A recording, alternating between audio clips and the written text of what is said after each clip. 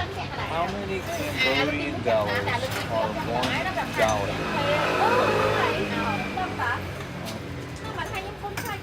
Tại nhôm con teo, nhôm con chạy ra xỉ anh Minh. Để cũng coi. Trường khoáng. Quả chia cho cháu vậy. Phải không cho cháu.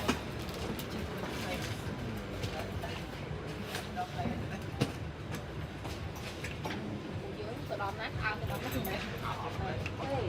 Phải chia cho mình. Cái bãi khoan à. Kệ khoan à. Đi vậy. Hàng gì sao mấy? Xương nè, Rồi. chị thôi. Anh gặp anh cho nó ngồi. How many Cambodian dollars are $1?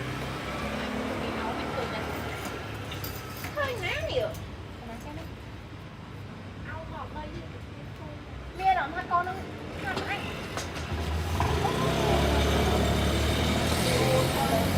Ôi bên. Tuyến con.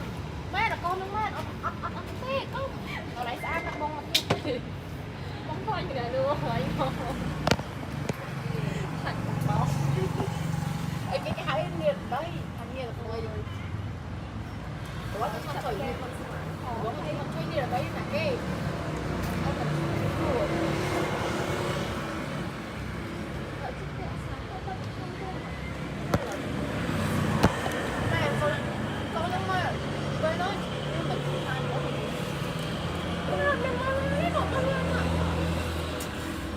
Vô mà